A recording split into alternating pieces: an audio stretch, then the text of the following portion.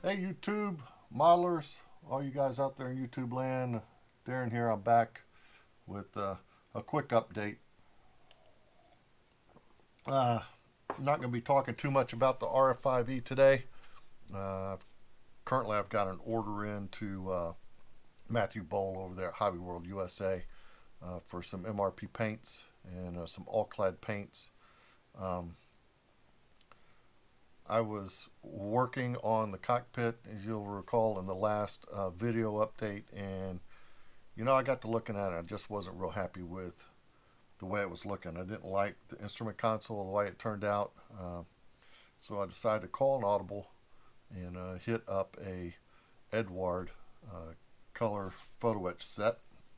Now I'm not going to go crazy into an update on this because I'm going to save that for a future Kitty Hawk R5E video. I forget which segment's next, but in the next one we'll talk a little bit more about everything that was done.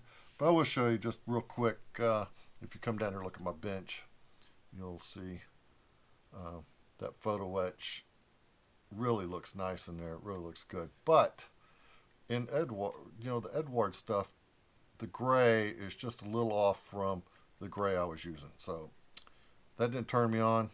So I decided to, like I said, hit up Hobby World USA, get some MRP paints in here, and I'm going to retouch that cockpit and try and match up that paint a little bit better. So that's all coming in another update here in the very near future. What am I doing today? Well, I got a package in the mail the other day from John Geigel at Masterpiece Models, and one of the things he sent me was this Model Master weathering stencil. And I really wanted to give it a shot. I want to try it out. And that gave me an excuse to pull one of my kits off the shelf of doom here, which is my 1/72nd scale Hasegawa AV8B. Here too. Now this I've been working on off and on for quite some time. 1/72nd scale, and I'm not much of a 1/72nd scale builder, but I like to do them every now and again because, in my opinion, and it's just my opinion, it makes me. I feel that if I can master some of the detailing stuff I'm doing on the smaller scale, then the 1/48, 1/32 scale stuff will come a little bit easier to me. Okay, just makes me feel like I'm a couple steps ahead of the game. So, what better chance to try out these Model Masters than on the top of this Harrier? So I thought I'd give that a shot. We're going to try that here in a few minutes, and we'll see how that does. I think it's going to beat the heck out of trying to sit here and hand model all the panels and things of that nature. So another thing he sent me, down here look down here on the bench, he sent me these resin, like Tamiya glue holders. These are really nice. Keeps you from knocking over the glue. Just a big old chunk, a pretty heavy piece of resin. And then the paint holders. And these not only are good with paints, but how many times have you knocked over your microset, your microsaw? This holds it in there fairly well. You can see it do the 30 ml bottles. I believe that's 30 ml of the all-clad there. My little bottles of premix in there. So it's just nice. It keeps you from knocking stuff over. They're very sturdy, very heavy. So I'll put a link over to Masterpiece Models down in the bottom here in the description. You guys go and check it out. And then we'll go ahead and give this a shot here in just a few minutes. Let me get everything set up and I'll be right back to you. Okay, I'm back. I've got my air compressor all charged up. I've got got something on the I'll get rid of.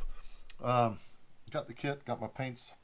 We're ready to go. Sorry. So let's put down a paper towel here. We'll go down to the bench and we'll see here. Here is my little Harrier. Now, this thing is all primed. It's ready to go. And what we're going to concentrate on and really, you know, black basing, this is nothing new, okay, folks, and that's what this is used for. It's my experience. I've got, you know, and I'm going to tell you, I'm going to date myself, but I got about 30 plus years in naval aviation. And every aircraft I've ever seen, touched, turned wrenches on, walked past, got hit in the head by, have all been mostly weathered on the top from the sun beating down on them. Now that does not mean that the bellies are not streaked with grease and grime, but when you're black basing and really looking for that weather faded look, most of it is concentrated on the top. There is some on the sides, there's some on the bottom, but we're going to concentrate here on the top. So 3 different colors, and I'm using Tamiya paints for this. XF75, XF19, that's the top and the bottom. There's another one for the midsection of this jet, and I'm not, what they're calling this, pardon me, I have to go back to the instructions and look, but they're calling it a FS36320, gray, and it's a little bluish, but I don't have that. It works out to XF25 and Tamiya colors. Don't have any. I'm going to mix up some and see if I can't get close, but in the meantime, I've got my 19 and my 75. The 75 will be on the top, and these are already pre-mixed. Hey, these little things right here are lifesavers. Whenever I mix up paint, stuff is so expensive these days that I don't like to lose it. So these, where's it at here? Let me see. I got, here it is, this bag. Now look at it. This is, I bought this bag a year ago, year and a half ago maybe, and these are just the greatest little bottles. It allows me to mix up my stuff, save it. It lasts forever. I put a little tag on it, what it is, and in case, I just want to throw that little handy little note out there. These things are really cool. So what I'm going to do, this is mixed 50-50 with XF75 and Mr. Color Leveling Thinner. I'm just going to put a couple drops into my cup here. Let's see. Make sure that we got a little spraying good there. Close this up.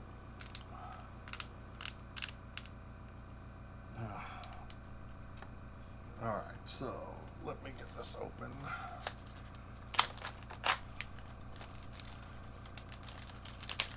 And we have us a virgin Mottle Master. And there it is. So made out of cardboard. These things seem to be pretty sturdy. We'll cut them out here. Little scissors. Now the beautiful thing about this is, being that it's paper, or not paper, but it's a very heavy duty cardboard, we can actually trim these as we would like to fit. And what I mean by that is, you see this area along here, look, I can take this and cut this like this, and I'm going to do it anyhow because I know I got some tight areas to get into, and just cut these little tabs here. Sorry, I know this is a little mundane, but it's pretty cool.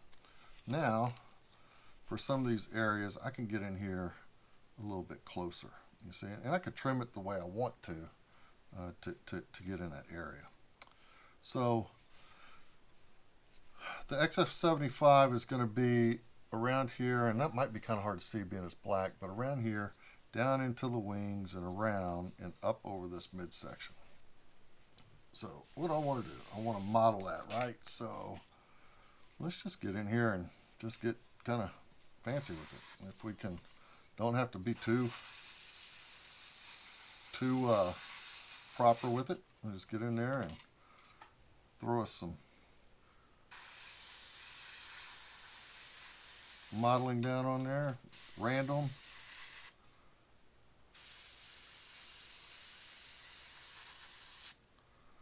and just some spots. You see how those are starting to come in there.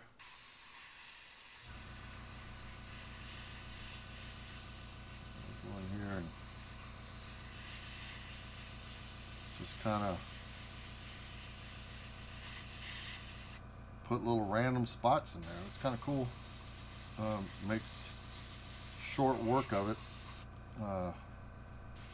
Turn it over, get the back side here, make it random.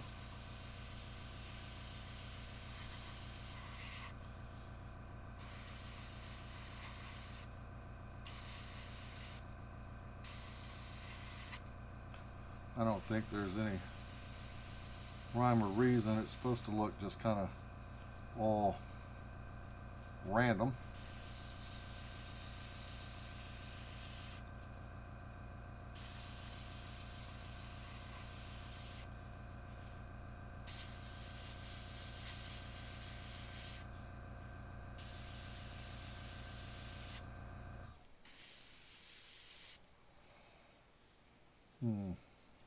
So let me go ahead and I'm going to continue on here, and then I'll come back here in a minute and we'll take a look at what we got. Well, hey YouTube, I'm back. Been a couple days. When I left off before, it was Sunday afternoon. Here it is Wednesday. Super Bowl Sunday. I ended up getting wrapped up in the game after I modeled the top of the little Harrier, and then work and doctor's appointments. And oh, speaking of doctor's appointments, look, no sling. Arm is about 45%. I still got some physical therapy and stuff to go, but that's getting better. But anyhow, I left off this past Sunday, and I had used the Mottle Master by Masterpiece Models, and had modeled the top of the Harrier. Well, I went ahead and got busy on it, and I thinned up my paint after I modeled the top, and got to spraying. So if you come on down here to the bench, I'll show you what I got. And there she is. Now I hope this shows up on camera. I know it shows up a little bit better in the darker color, which was the XF75, okay, but I'm not real sure about the lighter colors. We'll see how it goes. But the effect it did is, in my opinion, is fairly nice. Now you see it's just a subtle weathered mottled look, and I get that by building that layer of paint up just a little bit of time until I get the different look that I want, weathered look that I want there. A lot left to do on this, obviously. There's the bottom needs to be done. I'm going to be touching that up. I'm going to have to come back through with some oils and some washes, a little grime, and I like to represent an aircraft in real world situations. Okay, I'm not a builder that builds straight out of the box clean airplanes like you're sitting in a museum. I like them to look like they're actually been rode hard and put away wet. So there's definitely some more to come on this. Maybe as I move forward, I'll video a little bit of the weathering and so on and so forth as I carry on with that. But she's looking pretty cool. So there's that. As I roll out, I want to make sure that I go ahead and plug old Masterpiece Models again. You guys go over there and check them out. John Geigel's got some pretty neat stuff over there. There was the glue carrier. Remember the glue holder. That's a really neat deal, and as well as this paint. The paint holder, nice.